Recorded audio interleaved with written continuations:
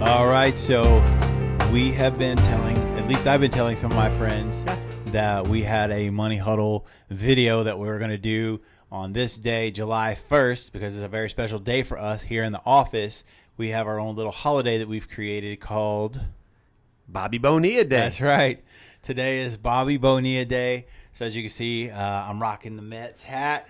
Ross has got the Doc my Mets Gooden t-shirt on. He's got the Doc Gooden vintage tee on. And so today we're doing a little bit of celebrating. It is the week of the 4th of July, but before we get to Independence Day, we have to celebrate one of our favorite financial planning holidays, and that is Bobby Bonilla Day. Absolutely. One of the most incredible deferred compensation contracts that we've come across. Right. And to tell everybody a little bit about it, just explain a little bit about what happened and why this contract has become so infamous. Sure. So I'm not a huge baseball buff. I love going to a baseball game, but I'm not a historian. But I kept seeing over the years, Bobby Bonilla Day come up, Bobby Bonilla Day, and I was like, well, what is this? And it turns out that I think it was 2000, right?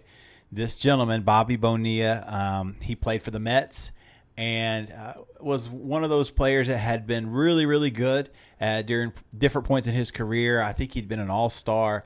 And the Mets wanted to buy out his contract because he was no longer performing at that level. They still owed him, I think, $5.9 million. That's right.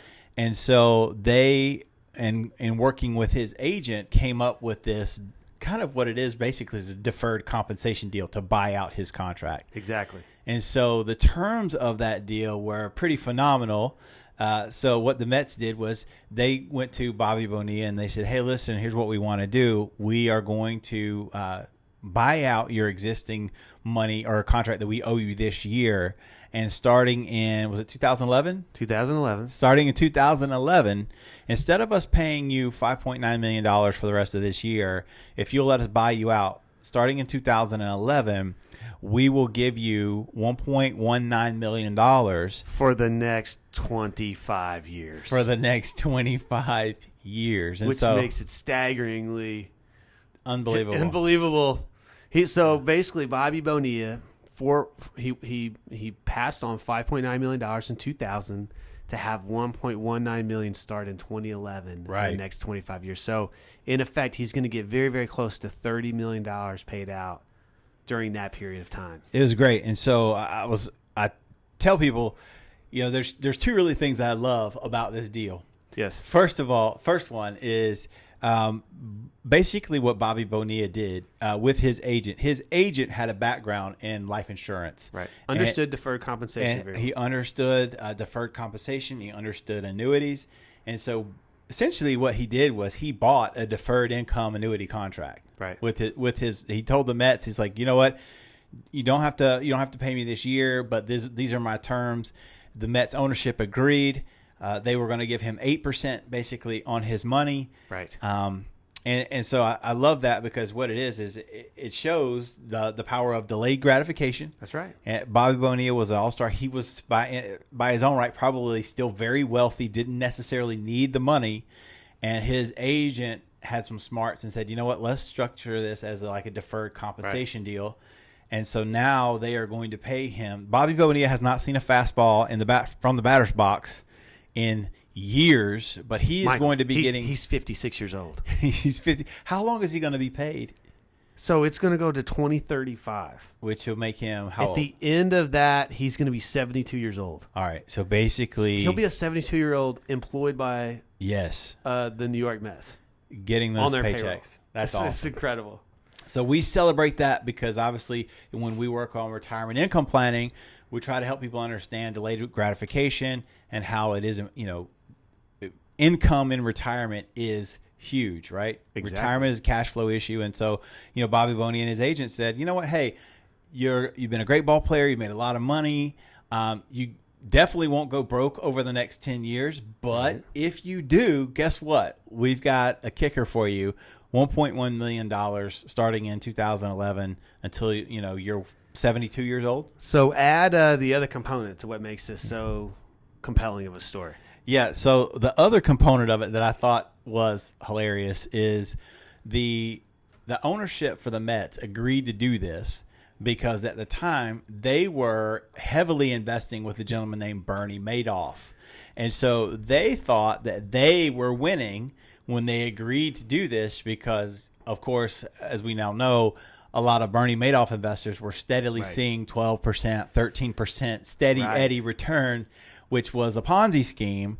So they thought, hey, you know, we have no problem giving you 8% on your money because we're getting 12, 13% on our money. Right. And anyway, that was a house of cards. So it turns out that the real winner in this was our big boy, Bobby Bonilla. So really, just think, the deferred compensation arrangement on its own is quite incredible. Right. Then you factor in that they were actually investing with Bernie Madoff. It really makes the story.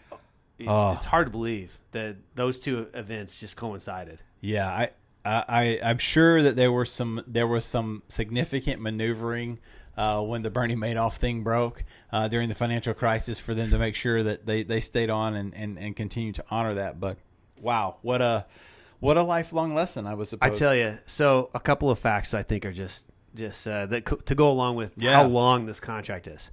So Bobby Bonilla is scheduled to be under contract longer than Bryce Harper, right? Who just signed a 13-year, $330 million elephant, this narwhal of a. It's like the biggest contract. So Bobby ever. Bonilla will be employed longer, at least under that contract, than Bryce Harper. Bryce Harper. Incredible. Yeah. Right now, Bobby Bonilla, if there's no changes made to the Social Security Trust Fund, so this is financial planning. Okay, we look at these type of things. The Social Security Trust Fund is scheduled to exhaust its resources in 2034. Bobby Bonilla would still be under contract with the New York Mets. Isn't that incredible? Yeah, His contract could actually exist longer than the Social Security Trust Fund if they don't make structural changes to that. No doubt. I think for sure they're going to. There's no way they cannot. They're going to do something, right? We know that. They'll have to eventually. Some party's going to have to step up and actually create a. My microphone's going crazy here. Well, certainly the Bobby Bonilla contract is one of the best illustrations of how deferred compensation can benefit people in retirement. It's something that it's a nice illustration. We just think about how many people are making choices today to defer their compensation, whether it's through your employer retirement plan or some type of other savings account, where you're kind of foregoing things that you want to do today to have more down the road. And so no better way than to look at this contract as an example of how that can work. Absolutely. I mean, one of the things that we see, or I guess we read about so often, are professional athletes that go to, they spend, a period of time in the sports world, in the pros, and they make millions of dollars. And it's not uncommon to read about professional athletes that they go broke because they get accustomed to spending at a certain level when their income is at a certain level. And they don't necessarily, talk about lifestyle creep. Exactly. But, again, it's at some point when those steady paychecks stops and the contractual guarantees end, they have to kind of live on what they've been able to save. So kudos to Bobby Bonilla's agent for having the wherewithal to say, you know what, if you structure it this way, look at what the benefit would be, and hat tip to great decision making, Bobby great Bonilla for signing it. Unbelievable contract for him. Maybe not. I don't know how Mets fans feel about this. I'd be curious to see. They probably don't care. They probably just want to see some wins in the win column at this point. I know that my boy Timmy Tebow is in AAA, but it's not looking like he's gonna make it up there. Who knows? I hope he does. It'd be a great story. Well, that's an awesome story. Yep. Thanks for joining. Hope you enjoyed the video. Absolutely. And enjoy your Bobby Bonilla. Yeah, have a wonderful, safe, happy 4th of July. Absolutely. Thanks.